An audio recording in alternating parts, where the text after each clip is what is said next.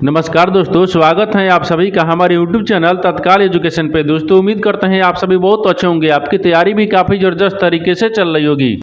दोस्तों आज हम आप लोगों के लिए रीजनिंग के 15 अति महत्वपूर्ण प्रश्न के बारे में इस वीडियो में बताएंगे, जो कि HSC, railway, group D, NTPC या किसी स्टेट एग्जाम की तैयारी कर रहे हैं। इस टाइप के प्रश्न हमेशा परीक्षाओं में पूछे जाएंगे। दोस्तों ये पार्ट नंबर कौन सा है, 274 या पार्ट नंबर 273 नहीं देखे हैं तो आप वीडियो सेक्शन में जाके देख सकते हैं। चलिए दोस्तों पहला प्रश्न देख लेते हैं। दोस्तों पहला प्रश्न है, इसमें देखिए नीचे देखिए श्रृंखला श्रेणी में प्रश्नार्थक चिन्ह के स्थान पर कौन सी संख्या आएगी। देखिए नीचे यहाँ पर आपको एक श्रृंखला दी है, इन श्रृंखला में बताना है कि इस प्रश्नार्थक चिन्ह पर इन चार ऑप्शन में से कौन सी संख्या यहाँ पर भरा जाएगा। देखिए तो यहाँ पर सबसे पहले ध्यान से देखते हैं कि श्रृंखला किस प्रकार से चल रहा है। ठीक है, देखिए यहाँ पर कर रहा है 222 ले यहाँ पर 194 हो रहा है, 194 से यहाँ पर 166 हो रहा है, 166 ले यहाँ पर 138 हो रहा है, 138 ले 110 हो रहा है, 110 ले यहाँ पर 82 हो रहा है और 82 से आपको अगला संख्या को ज्ञात करना है। देखिए इन श्रृंखला को ध्यान से देखने के बाद हमको क्या दिख रहा है, हमको यही दिख रहा है कि देखिए यहाँ पर क्या 222 लिख रहे हैं, 222 ले यहाँ पर 194 लिख रहे हैं, यानी 222 में क्या करते हैं 28 को माइनस कर देंगे, कितना आ जाएगा 194 आ जाएगा। और 194 से क्या लिख रहे हैं 166 लिख रहे हैं, तो 194 में अगर क्या करेंगे 28 को माइनस कर देंगे तो 166 आ जाएगा। 166 ले यहाँ पर 138 लिख रहे हैं, तो 166 में अभी क्या करते हैं 28 को माइनस कर देंगे तो कितना देगा 138 आ जाएगा। 138 ले क्या लिख रहे हैं 110 लिख रहे हैं, तो 138 में क्या करते हैं यहाँ पर आपको 28 को माइनस कर देंगे, कितना देगा 110 आ जाएगा। 110 ले क्या लिख रहे हैं 182 लिख रहे हैं, तो 110 में भी क्या करते हैं 28 को माइनस कर देंगे, कितना देगा 100 यानी 82 आ जाएगा। तो 82 में भी क्या करते हैं 28 को ही माइनस करेंगे। ठीक है, देखिए तो 82 में जब 28 को यहाँ पर माइनस कर देंगे तो यहाँ पर कितना देगा 54 आ जाएगा, कितना के यहाँ पर 54 आ जाएगा, यानी इस प्रश्नार्थक चिन्ह पर कौन सी संख्या भरा जाएगा, यहाँ पर 54 हो जाएगा। तो 54 को देखते हैं किस ऑप्शन में दिख रहा है, यानी ऑप्शन नंबर ए में दिख रहा है, ऑप्शन नंबर ए आपका सही हो जाएगा। दोस्तों मैं उम्मीद करता हूं इस प्रश्न को भी आप अच्छी तरह से समझ पाएंगे। नेक्स्ट प्रश्न देख लेते हैं। दोस्तों दूसरा प्रश्न है, इसमें देखिए नीचे दिए गए विकल्पों में से संबंधित संख्या को चुनिए। देखिए नीचे यहाँ पर आपको एक संबंधित संख्या दी है, यहाँ पर 15 जो है ना यहाँ पर 225 ले समित है। ठीक उसी प्रकार से बताना है कि 13 जो है इस प्रश्नार्थक चिन्ह पर इन चार ऑप्शन में से किसे समित होगा। देखिए तो यहाँ पर सबसे पहले ध्यान से देखते हैं कि यहाँ पर आपको क्या दिख रहा है 15 से 225 कैसे हो रहा है। ठीक है, देखिए यहाँ पर 15 क्या करेंगे 225 आ गया, तो यहाँ पर क्या लिखते हैं 15 को लिखते हैं, 15 क्या करते हैं यहाँ पर स्क्वायर कर देंगे। ठीक है, जब 15 का स्क्वायर कर देंगे तो यहाँ पर कितना आ जाएगा 225 आ जाएगा। ठीक है, कितना क्या 225 आ जाएगा। उसी प्रकार से यहाँ पर देखिए 13 को भी रखेंगे। ठीक है, देखिए तो यहाँ पर क्या दिख रहा है 13 दिख रहा है, तो 13 का भी क्या करते हैं स्क्वायर कर देंगे। जब 13 का स्क्वायर करेंगे तो यहाँ पर 169 आ जाएगा, यानी इस प्रश्नार्थक चिन्ह पर कौन सी संख्या भर जाएगा 169 हो जाएगा। तो 169 को देखते हैं किस ऑप्शन में दिख रहा है, यानी ऑप्शन नंबर यहाँ पर किस में दिख रहा है सी में दिख रहा है, यानी ऑप्शन नंबर सी आपका सही हो जाएगा। दोस्तों मैं उम्मीद करता हूँ इस प्रश्न को भी आप अच्छी तरह से समझ पाएंगे। नेक्स्ट प्रश्न देख लेते हैं।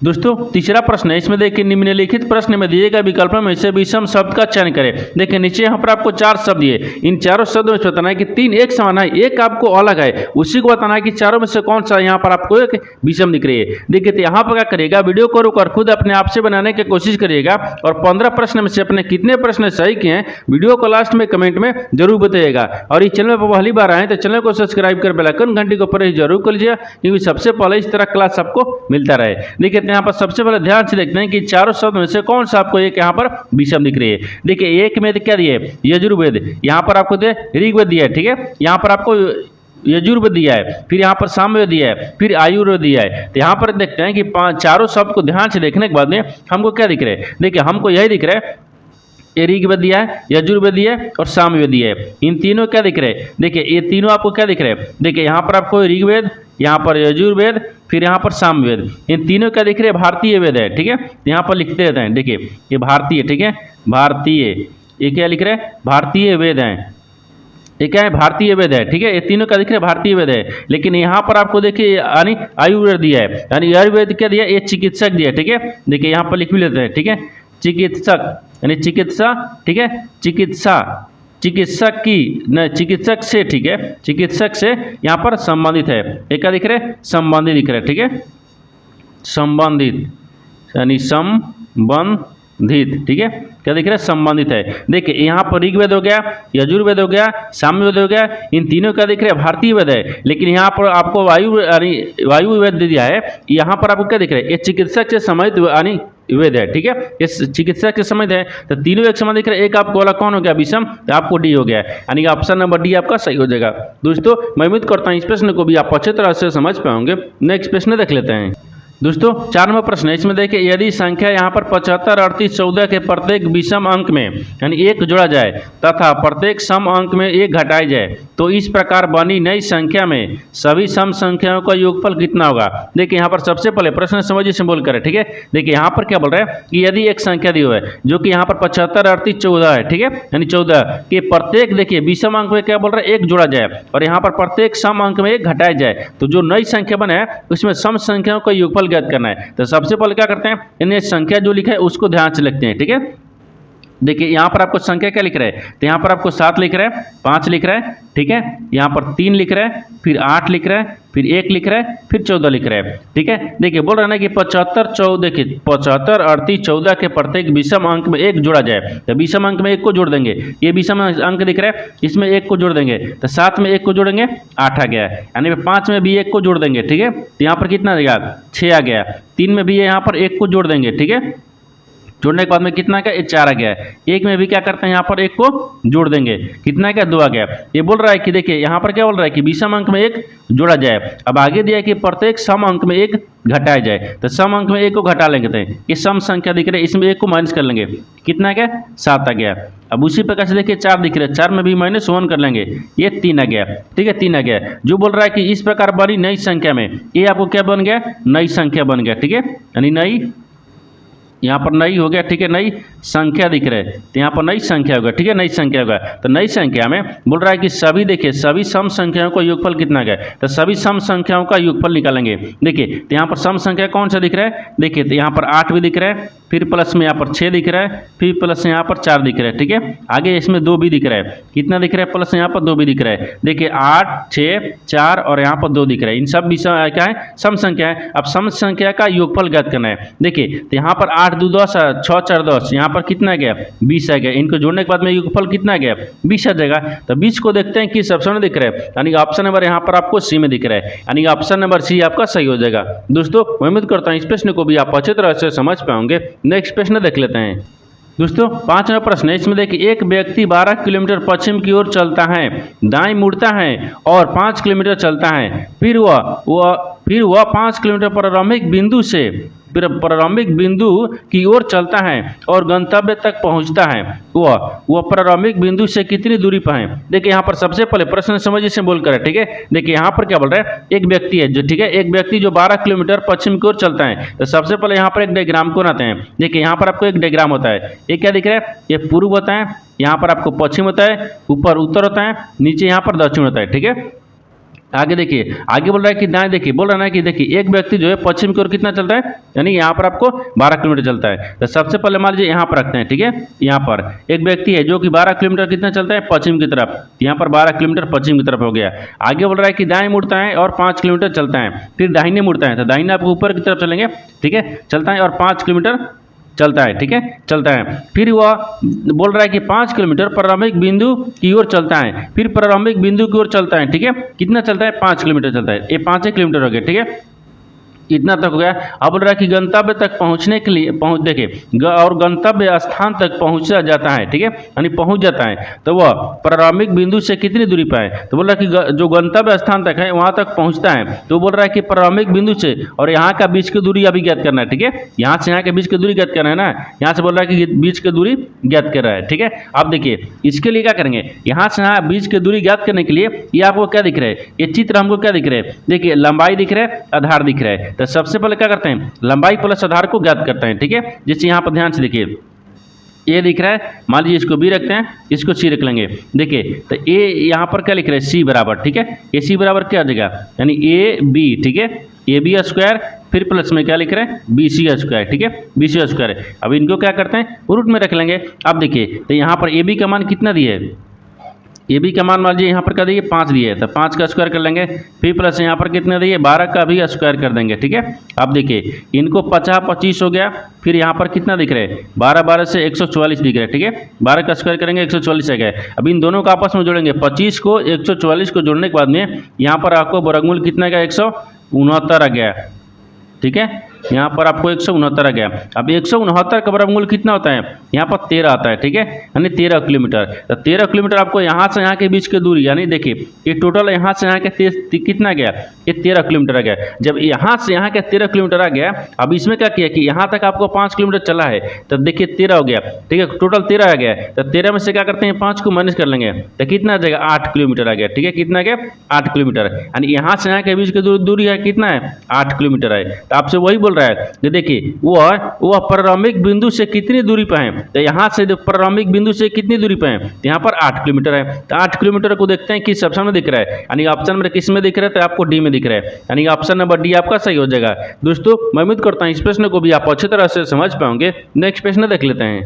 दोस्तों 6वां प्रश्न है, इसमें देखिए निम्नलिखित संख्या अनुक्रम में ऐसे कितने 6 हैं जिनके ठीक पहले 2 या 7 हैं लेकिन ठीक बाद में यानी 4 या 5 नहीं है। देखिए यहाँ पर आपको एक श्रृंखला दिया है, ठीक है, इन श्रृंखला में बताना क्या है, तो सबसे पहले यहाँ पर प्रश्न समझिए से बोल करें, ठीक है। देखिए यहाँ पर क्या बोल रहा है, यहाँ बोल रहा है कि निम्नलिखित संख्या अनुक्रम में ऐसे कितने 6 है, बोल रहा है कैसे कितने 6 दिया है, ठीक है। यहाँ पर मान लीजिए इसमें ऐसे कितने 6 दिया है जिनके ठीक पहले 2 या 7 हैं, ठीक है, क्या है, तो यहाँ पर 2 बोल रहा है, फिर या 7 बोल रहा है, 2 या 7 हैं लेकिन आगे क्या बोल रहा है कि लेकिन ठीक बाद में क्या दिख रहा है, यानी 5 या 4 नहीं है, बोल रहा है ना कि देखिए 5 और 4 नहीं है, ठीक है, नहीं है। तो 5 और 4 को हमको नहीं लेना है, हमको ये श्रृंखला में बताना क्या है, इस श्रृंखला में ऐसे बताना है 6 कितने हैं जिसके पहले 2 या 7 होना चाहिए और बाद में 5 और 4 नहीं होना चाहिए, ठीक है, ये नहीं होना चाहिए। तो सबसे पहले 6 को हम देखते हैं। देखिए यहाँ पर आपको 6 दिख रहा है, 6 के पहले 7 दिख रहा है, इसके बाद में 4 आ गया है, ये नहीं होगा क्योंकि 4 और 5 दोनों नहीं होना चाहिए, ठीक है। इसके पहले देखिए यहाँ पर क्या दिख रहा है, 6 दिख रहा है, ठीक है, 6 के पहले देखिए 2 दिख रहा है, नहीं दिख रहा है, यहाँ पर भी नहीं होगा, ठीक है। यहाँ पर देखिए 6 दिख रहा है, 6 के पहले 2 दिख रहा है, इसके बाद भी 6 दिख रहा है, देखिए तो 1 हो जाएगा, ठीक है, यहाँ पर 1 दिख रहा है, मान लीजिए 1 हो गया 6। उसके बाद में आगे देखिए यहाँ पर क्या दिख रहा है, 6 दिख रहा है, ठीक है, 6 दिख रहा है, 6 के पहले 2 दिख रहा है लेकिन 6 के पहले फिर 5 आ गया, ये भी नहीं होगा क्योंकि हमको 5 4 दोनों नहीं होना चाहिए। यहाँ पर क्या दिख रहा है, 6 दिख रहा है, ठीक है, 6 दिख रहा है, 6 के पहले क्या दिख रहा है, 2 दिख रहा है, 2 आ गया लेकिन बाद में 5 और 4 नहीं दिया, 9 दिया, ठीक है, ये एक आपको हो जाएगा, ठीक है। आगे इसमें क्या बोल रहा है, देखिए 6 दिया है, 6 के पहले क्या दिया है, 7 दिया है, ठीक है, 7 दिया है ना, 7 हो गया। उसके बाद क्या गया, 8 आ गया क्योंकि 4 और 5 दोनों नहीं दिया है, तो यहाँ पर आपको 1 हो गया, इधर हो गया, ठीक है, 1 इधर आ गया। आगे देखिए आगे इसमें क्या बोल रहा है, फिर देखिए तो यहाँ पर आपको मान लीजिए 6 दिख रहा है, ठीक है, 6 दिख रहे हैं, 6 के पहले क्या दिख रहा है, 2 दिख रहे हैं, ठीक है, 6 के बाद में 4 और 5 नहीं दिया है, 1 भी दिख रहा है, इधर भी दिख रहा है, ठीक है, इधर आ गया। उसके बाद में और देखिए, हाँ यहाँ पर देखिए 6 दिख रहा है, 6 के पहले क्या दिख रहा है, 7 दिख रहा है और उसके बाद में 1 दिख रहा है, ये भी दिख रहा है, ठीक है, यहाँ तक हो गया। अब आपसे वही बोलना है कि देखिए 1 2 3 4 5, इसमें कितना दिख रहा है, 5 को दिख रहा है, यानी 5 देखिए 5 ऐसी 6 है जिनके पहले 2 या 7 है, उनके बाद में 4 और 5 नहीं है, तो कितने ऐसी संख्या 6 है, तो यहाँ पर आपको 5 को दिख रही है, 5 ऐसी संख्या है। तो 5 को देखते हैं किस ऑप्शन में दिख रहा है, यानी ऑप्शन नंबर यहाँ पर आपको डी में दिख रहा है, ऑप्शन नंबर डी आपका सही हो जाएगा। दोस्तों मैं उम्मीद करता हूँ इस प्रश्न को भी आप अच्छी तरह से समझ पाओगे। नेक्स्ट प्रश्न देख लेते हैं। दोस्तों 7वां प्रश्न है, इसमें देखिए नीचे दिए गए विकल्पों में से संबंधित शब्द को चुनिए। देखिए नीचे यहाँ पर आपको एक संबंधित शब्द है, यानी किसान जो है ना, देखिए खेत जो है वो किसान से संबंधित है, उसी प्रकार से वर्कशॉप जो है ना इस प्रश्नार्थक चिन्ह पर इन 4 ऑप्शन में से किसे संबंधित होगा।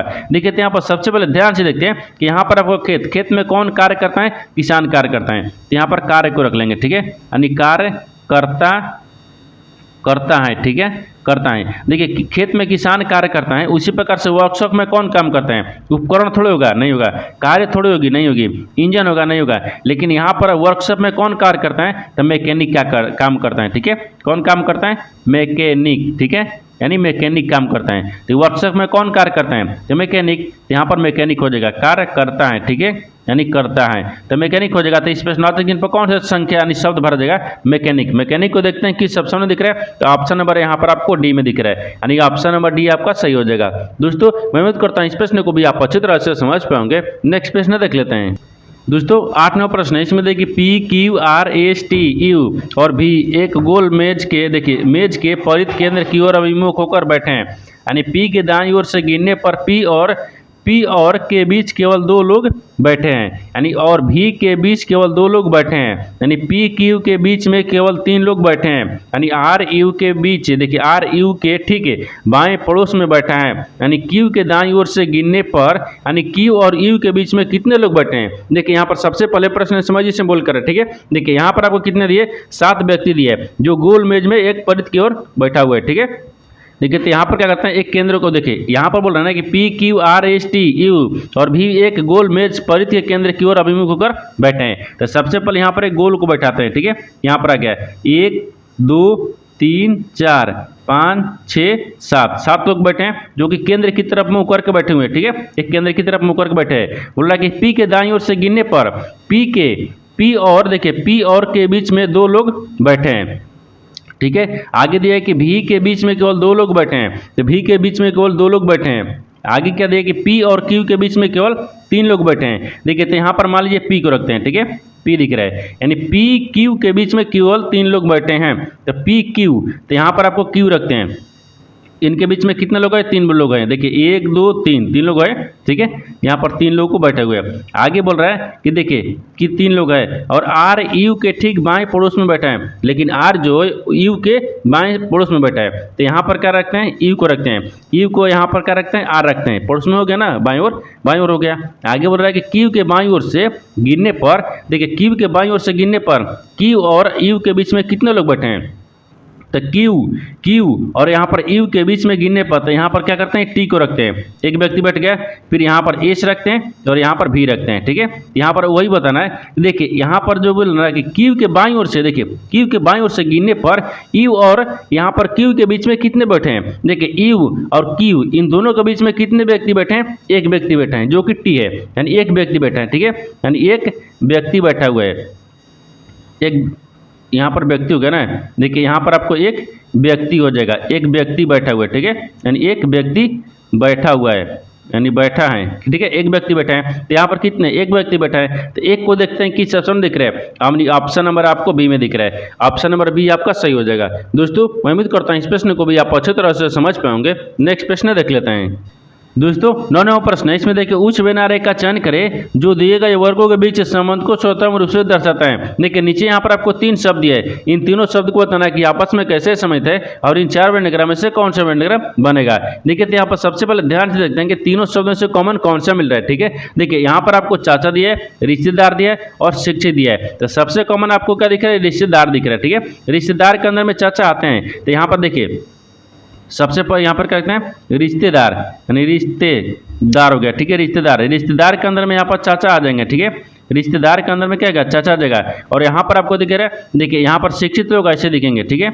यानी शिक्षित लोग यहाँ पर ऐसे दिखेंगे, ठीक है। इस तरह से हो जाएगा। देखिए यहाँ पर सबसे कॉमन क्या दिख रहा है, रिश्तेदार के अंदर में चाचा आते हैं, तो रिश्तेदार हो गया, ठीक है। और रिश्तेदार के अंदर में क्या दिख रहा है, चाचा दिख रहा है। और कुछ रिश्तेदार क्या होते हैं, शिक्षित भी होते हैं और कुछ चाचा भी शिक्षित होते हैं। और देखिए यहाँ पर कुछ शिक्षित भी हो, वो चाचा भी होते हैं और कुछ शिक्षित भी क्या, रिश्तेदार भी होते हैं, ठीक है। इस तरह का वेंडग्राम बनेगा। इस तरह का वेंडग्राम देखते हैं किस ऑप्शन में दिख रहा है, यानी ऑप्शन नंबर यहाँ पर आपको सी में दिख रहा है, यानी ऑप्शन नंबर सी आपका सही हो जाएगा। दोस्तों मैं उम्मीद करता हूँ इस प्रश्न को भी आप अच्छी तरह से समझ पाएंगे। नेक्स्ट प्रश्न देख लेते हैं। दोस्तों 10 नंबर प्रश्न है, इसमें दिया है कि देखिए निम्नलिखित विकल्पों में से कौन सा विकल्प नीचे दी गई आकृति को पूर्ण रूप से पूरा करेगा। देखिए यहाँ पर सबसे पहले प्रश्न समझिए से मोल करें। यहाँ पर क्या बोल रहा है, यहाँ पर दिया है कि निम्नलिखित विकल्पों में से कौन सा विकल्प दी गई आकृति को पूर्ण रूप से पूरा करेगा। यानी इसके कहने का मतलब कि नीचे यहाँ पर आपको एक आकृति दी है, इन आकृति में बताना क्या है कि जो यहाँ पर आपको खाली दिख रहा है इसके जगह पर इन 4 ऑप्शन में से कौन सा आकृति यहाँ पर भरा जाएगा। देखिए यहाँ पर सबसे पहले ध्यान से देखते हैं ये जो आकृति है ना, वो आकृति कैसे चल रही है, ठीक है। उसी प्रकार से यहाँ पर रखते हैं, यहाँ पर इस प्रकार से हो जाएगा, फिर इसको ऐसे करेंगे, ठीक है। यहाँ तक हो गया। देखिए इसमें आपको देखिए यहाँ पर ऐसे दिख रहा है, हम भी इसको ऐसे रखेंगे, ठीक है। ये जो दिख रहा है ना, देखिए ये आकृति कैसे चल रहा है, यहाँ से ऐसे चल रहा है, फिर इसमें ऐसे आ गया, यानी इस आकृति को यहाँ पर विपरीत लिख दिया है, यानी आमने सामने वाला विपरीत हो गया। उसी प्रकार से क्या करेंगे, इस आकृति को भी हम क्या करेंगे, विपरीत रखेंगे। जैसे ये आकृति दिख रहा है, इस आकृति को क्या करेंगे, विपरीत रखेंगे, ठीक है। अब देखिए, तो ये आकृति आपको इधर दिया है, तो हम तो इधर रखेंगे नहीं, क्योंकि हमको तो विपरीत करना है। ठीक है, तो विपरीत करने के लिए ये जो आपको यहाँ पर आपको घेरा है, सबका के कलर की है, इसको कलर क्या करेंगे, हम यहाँ पर कलर कर लेंगे। ठीक है, यानी विपरीत करेंगे तो यहाँ पर हमको कलर कर लेना है। ठीक है, इधर कलर करेंगे। और देखिए ये जो आपको इधर दिया ना, तो हमको क्या करना है, इसको यहाँ पर कर देना है। ठीक है, यहाँ पर कर देंगे। देखिए इस तरह का हो गया है। देखिए ये जो आपको क्या दिख रहा है, इसका आकृति का विपरीत ई दिख रहा है। विपरीत मान लीजिए, चाहे यहाँ पर आमने सामने पर इधर उल्टा दिया। ठीक है, उसके बाद में इधर देखिएगा तो इसमें भी आपको क्या दिया, इसमें इधर दिया, इसमें इधर दिया, ये भी उल्टा दिया है। क्या हो गया, इस तरह का जो आकृति है ना, देखिए इस तरह का जो आकृति है, इस आकृति को पूरा करेगा। इस तरह का आकृति देखते हैं कि सबसे में दिख रहा है, ए में दिख रहा है, नहीं दिख रहा है, बी में दिख रहा है, ये भी नहीं दिख रहा है, सी में भी नहीं दिख रहा है, यानी ऑप्शन नंबर डी में दिख रहा है, यानी ऑप्शन नंबर डी आपका सही हो जाएगा। दोस्तों मैं उम्मीद करता हूँ इस प्रश्न को भी आप अच्छी तरह से समझ पाएंगे। नेक्स्ट प्रश्न देख लेते हैं। दोस्तों 11वां प्रश्न है, इसमें देखिए यदि प्लस और माइनस को परस्पर बदल दिया जाए तथा गुना और भागा को परस्पर बदल दिया जाए तो निम्नलिखित समीकरण में प्रश्न चिन्ह के स्थान पर क्या आएगा। देखिए यहाँ पर सबसे पहले प्रश्न समझिए से मूल करें। यहाँ पर क्या बोल रहा है कि नीचे एक समीकरण दिया है, इन समीकरणों को सही बनाने के लिए इन 4 ऑप्शन में से बोल रहा है कि कौन सा जो संख्या है ना, इस प्रश्नार्थक के चिन्ह पर संख्या भरा जाएगा। देखिए तो यहाँ पर सबसे पहले क्या करते हैं, सबसे पहले जो आपको चिन्ह बोल रहा है उस चिन्ह को बदलते हैं। ठीक है, देखिए चिन्ह इसमें क्या बोल रहा है कि यदि प्लस और माइनस को परस्पर बदल दिया जाए, प्लस की जगह पर माइनस, माइनस की जगह पर प्लस को बदलते हैं। देखिए प्लस की जगह पर माइनस और माइनस की जगह पर प्लस कर लेंगे। आगे बोल रहा है कि गुना और भाग को परस्पर बदल दिया जाए, तो गुना की जगह पर क्या रखते हैं, यहाँ पर भागा रखते हैं और भाग की जगह पर गुना रखते हैं। ये आपको चिन्ह बदल दिए। अब समीकरण को सोल्व करते हैं। देखिए 45 से गुना कितना दिख रहा है, 12 आ गया, फिर प्लस में कितना गया, 75 हो गया, फिर भागा कितना दिख रहा है, 5 दिख रहा है, फिर माइनस कितना दिख रहा है, 13 दिख रहा है, फिर यहाँ पर प्रश्नार्थक चिन्ह दिया है। अब देखिए तो यहाँ पर कितना आ जाएगा, 25 3 75 हो गया। ठीक है, 25 3 75, यहाँ पर नहीं 15 3 75 होता है ना, यहाँ पर 15 मत में कट गया। ठीक है, 15 मत में काट दिए, 15 3 कितना गया था 75। ठीक है, 5 एक मत में 50 25 हो गया यहाँ तक। ठीक है, आगे देखिए इसमें क्या करते हैं, देखिए 45 में 12 से गुना कर लेंगे। जब 45 में 12 से गुना कर लेंगे तो 540 आ गया, ये 540 आ गया, और 540 में प्लस कितना करें, 15 करेंगे। ठीक है, फिर माइनस कितना करेंगे, 13 करेंगे। इन दोनों को भी आपस में जोड़ते हैं। देखिए 540 को और 15 को जोड़ लेंगे, 5 एकम 5 हो गया, 5 एकम 5 और 5 एकम 5, यानी 555 आ गया। 555 में से यहाँ पर 13 को माइनस कर लेंगे, कितना बचेगा, ये 500 कितना बचेगा, यहाँ पर देखिए ये 500 कितना बचेगा, यानी 542 आ गया। तो इस प्रश्नार्थक चिन्ह पर कौन सी संख्या बढ़ जाएगा, तो 500 यहाँ पर आपको 42 हो जाएगा। तो 542 को देखते हैं कि इस ऑप्शन में दिख रहा है, यानी ऑप्शन नंबर किस में दिख रहा है, तो ऑप्शन नंबर आपको ए में दिख रहा है। ऑप्शन नंबर ए आपका सही हो जाएगा। दोस्तों मैं उम्मीद करता हूँ इस प्रश्न को भी आप अच्छी तरह से समझ पाएंगे। नेक्स्ट प्रश्न देख लेते हैं। दोस्तों 12 प्रश्न है, इसमें देखिए दिए गए वेन आरेख का ध्यानपूर्वक अध्ययन कीजिए और नीचे दिए गए प्रश्न का उत्तर दीजिए। देखिए यहाँ पर आपको नीचे 3 वेन आरेख दिए। ठीक है, जिसमें यहाँ पर आपको क्या दिए, ये गोला किसको दिए, यानी नाई को, ये आपको सर्जन को दिया है। ये आपको यहाँ पर क्या दिख रहा है, यानी हजारविद को दिया है। ठीक है, हजार यानी आहारविद को दिया है। ठीक है, अब यहाँ पर सवाल पूछा है कि विभिन्न खंडों की संख्याएं व्यक्तियों की संख्या को दर्शाती हैं, ऐसे कितने सर्जन है जो यानी आहारविद है। ठीक है, आहारविद भी हैं लेकिन यहाँ पर नाई नहीं है। तो यहाँ पर सबसे पहले प्रश्न समझिए से बोल कर। ठीक है, देखिए यहाँ पर क्या दिया है, यहाँ पर बोल रहा है कि दिए गए वेन आरेख का ध्यानपूर्वक अध्ययन कीजिए। ठीक है, आगे देखिए नीचे दिए गए प्रश्न का उत्तर दीजिए। यहाँ पर आपको 3 वेन आरेख दिए है। देखिए ये किसका दिया है, नाई को दिया है, ये किसका दिया है, आपको सर्जन को दिया है, ये किसका आरेख दिया है, तो यहाँ पर आपको क्या दिख रहा है, यानी आहारविद के दिया है। यहाँ तक ठीक है। आगे देखिए सवाल पूछ रहा है कि विभिन्न खंडों की संख्या व्यक्तियों की संख्या को दर्शाती है। ये जो विभिन्न खंड की संख्या है ना, तो व्यक्तियों को दर्शाती है। ठीक है, व्यक्ति को दर्शा रही है। आगे देखिए ऐसे कितने सर्जन है, देखिए सवाल यहाँ से पूछ रहा है कि आगे के, देखिए यहाँ से सवाल पूछ रहे हैं कि ऐसे कितने सर्जन हैं। देखिए ऐसे कितने सर्जन हैं जो आहारविद है, जो आहारविद भी है लेकिन यहाँ पर नाई नहीं है। तो नाई नहीं है तो नाई को हम तो काट लेंगे, नाई से हमसे कोई मतलब नहीं है। हमको केवल इसको बताना है कि इसमें कितने ऐसी संख्या है जो सर्जन भी है और आहारविद भी है। देखिए तो यहाँ पर आपको 32 को अगर रखेंगे तो आपको सर्जन में केवल दिख रहा है, लेकिन अगर 22 को रखेंगे तो भी आपको क्या दिख रहा है, आहारविद में दिख रहा है, लेकिन हमको दोनों में दिखना चाहिए। तो यहाँ पर आपको एक 9 ऐसी संख्या दिख रही है जो कि यहाँ पर देखिए सर्जन में भी दिख रहा है और आहार यहाँ पर बीन में दिख रहा है। ठीक है, इसमें भी दिख रहा है। तो 9 एक ऐसी संख्या है जो कि आपको दोनों है, क्या है, सर्जन भी है और आहारविद भी है, लेकिन यहाँ पर नाई नहीं है। तो 9 को देखते हैं किस ऑप्शन दिख रहा है, ऑप्शन नंबर यहाँ पर सी में दिख रहा है। ऑप्शन नंबर सी आपका सही हो जाएगा। दोस्तों मैं उम्मीद करता हूँ इस प्रश्न को भी आप अच्छी तरह से समझ पाएंगे। नेक्स्ट प्रश्न देख लेते हैं। दोस्तों 13वां प्रश्न है, इसमें देखिए 29%, 28% और यहाँ पर 13% के तीन क्रमिक छूटों के बराबर एकल छूट है यानी ज्ञात कीजिए। देखिए एकल छूट ज्ञात करना है जो कि यहाँ पर दशमलव के 2 स्थानों तक है यानी तक पूरा यानी क्या है पूर्णित है। तो सबसे पहले यहाँ पर ध्यान से देखिए, यहाँ पर क्या करेंगे, सबसे पहले यहाँ पर ध्यान से देखिए कि 29%, 28% और 13% के तीनों क्रमागत रखते हैं। तो जैसे यहाँ पर क्या रखते हैं, यहाँ पर 100% रखेंगे, ठीक है, इसमें भी आपको 100% रखेंगे, इसमें भी आपको 100% रखेंगे। जब तीनों का आपस में क्या करते हैं गुना कर लेंगे, जब तीनों का आपस में गुना कर लेंगे तो कितना देगा, एक हो गया 1 2 3 4 5 6 को हो जाएगा ना, क्योंकि 2 2 तो 3 6 है, ठीक है। अब आगे देखिए, आगे इसमें क्या करना है, फिर आपको क्या देखिए 28 यानी 29%, जब 29% है तो यहाँ पर 71% रखेंगे, ठीक है, जो कि 29% यहाँ पर जब क्रमिक छूट दे दिया है तो 71% बचेगा। आगे बोलता है कि जब 28% दे दिया है तो यहाँ पर कितना गया, ये 72% आ जाएगा। फिर उसके बाद में देखिए कि यहाँ पर 13% दिया है, ये आपको यहाँ पर 87% हो गया, ठीक है, 87% दिया है यहाँ तक, ठीक है। अब आगे देखिए, इनको भी क्या करना है, हमको गुना करना है, इनको भी क्या करना है गुना करना है। जब इनको भी गुना करना है तो गुना कर लेंगे तो यहाँ पर 44 आ जाएगा, फिर यहाँ पर कितना गया 47 आ जाएगा, फिर यहाँ पर आपको 44 आ जाएगा, ठीक है, 44 आ गया। अब आगे देखिए यहाँ तक तो आ गया है। अब इन दोनों को क्या करते हैं आपस में माइनस करते हैं, ठीक है, इन दोनों को क्या करते हैं आपस में माइनस करेंगे। जब इन दोनों को आपस में माइनस कर लेंगे तो कितना आ जाएगा, देखिए तो माइनस करने के बाद 55 यानी 5 5, ठीक है, 2 5 6 आ गया, ठीक है, 6 आ गया, इतना तक आपको दिख रही है, ठीक है, इतना दिख रहा है। जब यहाँ पर देखिए इतना में से आपको इतना को माइनस करेंगे, ठीक है, माइनस किए तो कितना गया, यहाँ पर आपको देखिए इतना गया, ठीक है, इतना गया। अब इनको क्या करना है, हमको छूट परसेंटेज निकालना है। देखिए तो यहाँ पर क्या रखते हैं छूट है, ठीक है, छूट परसेंटेज बराबर कितना दिख रहा है, तो यहाँ पर देखिए 5 5 5, फिर यहाँ पर क्या दिख रहा है, तो थोड़ा सा इधर नीचे लिखते हैं, ठीक है, देखिए 5 दिए 5 दिए 5 दिए, यहाँ तक आ गया। फिर बराबर में क्या दिख रहा है, यानी फिर देख रहे 2 5 6 दिख रहा है, फिर यहाँ पर आपको गुना में कितना दिया है, तो 100 को दिया है, ठीक है, 100 दिए क्योंकि परसेंटेज को रखेंगे। अब आगे देखिए इसमें क्या करते हैं, देखिए 1 2 3 4 5 6 को दिया, इन दोनों को काट लेंगे क्योंकि यहाँ पर रखेंगे। इन दोनों को जब काट लिए इनको आपको भाग करेंगे, जब इनको आपको दोनों को भाग करेंगे तो कितना मर्द में कट रहा है, ये 55, ठीक है, यानी 55 5.3% में कट रहा है, ठीक है। देखिए 55.53% दिया है, इतना आ जाएगा। तो आपसे वही बोला कि एकल छूट है यानी ज्ञात कीजिए, तो एकल छूट क्या दिख रहा है, यानी 55.53 हो गया। तो 55.53% देखते हैं किस ऑप्शन में दिख रहा है, तो ऑप्शन नंबर ए में दिया नहीं, बी में देखिए, हाँ ऑप्शन नंबर बी में दिया है, यानी ऑप्शन नंबर बी आपका सही हो जाएगा। दोस्तों मैं उम्मीद करता हूँ इस प्रश्न को भी आप अच्छी तरह से समझ पाएंगे। नेक्स्ट प्रश्न देख लेते हैं।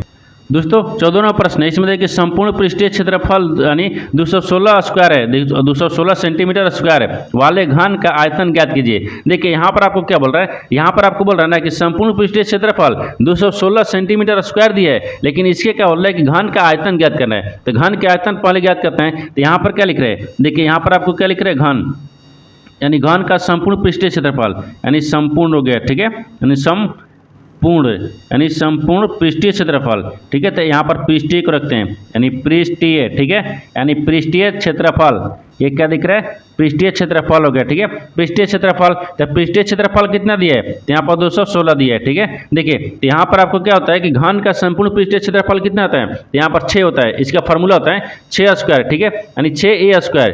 अब इसके कितना दिया है, तो यहाँ पर देखिए 216 दिया है, ठीक है, 216 दिया है। अब यहाँ से ध्यान से देखिए, तो यहाँ पर आपको जब इधर काट देंगे, मान लीजिए यहाँ पर a को रखेंगे, a स्क्वायर कर देंगे, तो इधर आपको कितना आ गया, इधर आपको भागा में आ जाएगा। जब इधर गुना में दिया है, इधर क्या आ जाएगा, भागा में, ठीक है। तो यहाँ पर जब भागा में आ जाएगा तो यहाँ पर क्या करते हैं 36 हो गया, ठीक है, यानी 6 का 36 हो गया यहाँ तक, ठीक है। आगे देखिए, आगे इसमें क्या दिए, a बराबर क्या आ गया, तो इसको भी स्क्वायर कर देंगे तो 6 का 36 आ गया, इसको भी स्क्वायर। देखिए इधर जब स्क्वायर दिए, इधर हटाएंगे तो इधर रूट में आ गया, तो मान लीजिए रूट आ गया, तो रूट 36 का वर्गमूल कितना होता है, 6 होता है, ऐसे बन गया ना, इसी प्रकार से बनेगा, ठीक है। आगे देखिए अब इसमें 6 आ गया, जब a का मान 6 गया तो आपको घन का आयतन पूछा है। देखिए तो यहाँ पर घन रखते हैं, घन का आयतन, ठीक है, यानी घन का आयतन। तो घन का आयतन बराबर क्या होता है, तो घन का आयतन बराबर होता है a क्यूब होता है। तो a क्यूब मतलब क्या दिख रहा है, a का मान कितना गया, 6 गया है, तो यहाँ पर a का क्यूब कर देंगे, a का क्यूब करेंगे तो यहाँ पर कितना देगा, तो 216 आ जाएगा, कितना का 216, यानी 216 सेंटीमीटर क्यूब आ गया।